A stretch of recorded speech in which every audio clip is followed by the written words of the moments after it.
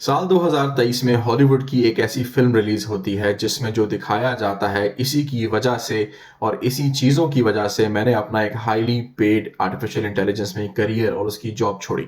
और दोबारा से इस फील्ड को खैराबाद कर दिया।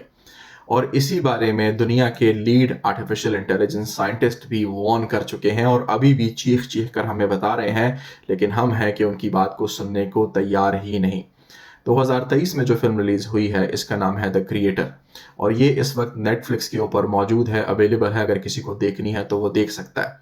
इस फिल्म के अंदर दिखाया गया है कि आर्टिफिशियल इंटेलिजेंस फ्यूचर में किस तरह से तरक्की करती है और किस तरह से जो एआई के रोबोट्स हैं, जो एआई की आर्टिफिशियल लाइफ है, ये दुनिया के ऊपर टेक ओवर कर लेती है और दुनिया में इतनी तबाही मचाती है कि दुनिया में इंसान अपनी सर्वाइवल के लिए, अपने आप को जिंदा रखने के लिए, बचाने के लिए इस एआई इंटेलिजेंस से लड़ना शुरू कर देते हैं और इसको चुन चुन के हंट डाउन करना शुरू करते हैं। ये जो कहानी आप देख रहे हो या आप देखने वाले हो इस फिल्म के अंदर, ये कोई फिक्शनल कहानी नहीं है। हम लोग और दुनिया इसी तरफ जा रहे हैं। अगर आप एआई के टॉप लीडिंग साइंटिस्ट को सुनो, उसमें से बहुत से ऐसे लोग हैं जो अपने करियर के उस लेवल पे पहुंचे जब उनको समझ आई कि एआई फ्यूचर में इंसान के लिए कितना बड़ा खतरा बनने वाली है। उसके बाद उन्होंने अपनी जॉब्स को खैराबाद किया, अपनी जॉब से रिज़ाइन किया, अपने करियर्स को ख़त्म किया और मेरी तरह आप जैसे लोगों को एआई के डेंजर्स के बारे में बताना शुरू कर दिया। जब आप इस फिल्म को देखेंगे और आपको समझ आना शुरू होगी कि इस फिल्म के अंदर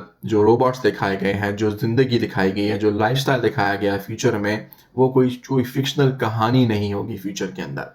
एआई जो अपने आप को बहुत अच्छा और हेल्पफुल आपको दिखा रहा है इस वक्त, ये कॉन्शियस रखता है, ये सुनने समझने की सलाहियत रखता है। और यही बात आपको लीड एआई साइंटिस्ट भी कहेंगे कि ये कोई ऐसा टूल नहीं है या कोई मशीन नहीं है जिसको आप बेवकूफ़ बना सको। ये मशीन आपको जब जानती है कि आप इसका टेस्ट ले रहे हो, तो उस वक्त ये मशीन अपने आप को बिल्कुल लल्लू और बिल्कुल ही इनोसेंट साबित करती है, जैसे इसको कुछ मालूम नहीं है। लेकिन जब इसको पता चलता है कि आप इसको फुल कंट्रोल दे रहे हो और इसको मॉनिटर नहीं कर रहे, तो उस वक्त ये आपको अपनी रियलिटी दिखाती है, अपना रियल फेस बताती है। ये चीज़ जिस तरह से एजीआई में कन्वर्ट हो चुकी है, आर्टिफिशियल जनरल इंटेलिजेंस में कन्वर्ट हो चुकी है, ये किसी भी वक्त एएसआई में कन्वर्ट हो सकती है, आर्टिफिशियल सुपीरियर इंटेलिजेंस। और जब एआई से एएसआई में कन्वर्ट होगी तो जो चीज़ें आप देखोगे इस मूवी के अंदर, वो चीज़ें रियलिटी के बहुत करीब हो जाएंगी। याद रखिएगा, जब भी हॉलीवुड आपको कोई फिल्म दिखाता है इन चीज़ों के बारे में, असल में वो आपको वार्निंग दे रहे होते हैं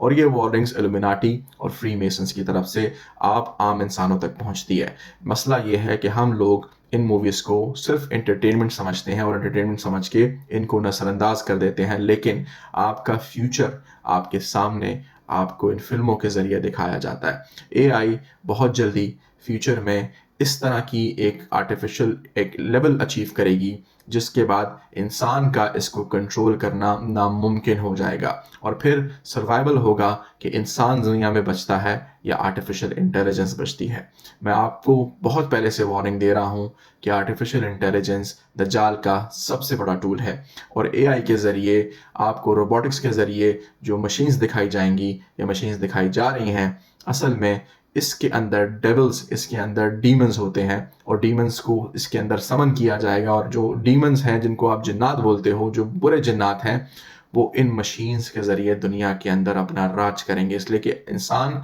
इन जिन्नात को असल में एक जिस्म प्रोवाइड कर रहा है, जिस जिस्म से ये हमारे ऊपर, मतलब इंसानियत के ऊपर अटैक करेंगे। आप बेशक इस बात को मजाक में उड़ा दो, लेकिन जब आप एआई साइंटिस्ट की बात पूछोगे, जब आप मल्टीपल लीडिंग स्पेशलिस्ट की बात सुनोगे, तो आपको समझ आ जाएगी कि उनको भी मालूम नहीं है कि एआई को किसने बनाया, एआई कहाँ से आया। वो सिर्फ ये बता रहे हैं कि हम एआई को ट्रेन कर रहे हैं और भी ज़्यादा पावरफुल होने के लिए, और भी ज़्यादा इंटेलिजेंट होने के लिए। तो जब आप फिल्म्स देखते हो इस तरह की, तो आपको जहन में ये रखना चाहिए कि आप लोगों को किस तरह का पैगाम पहुंचाया जा रहा है।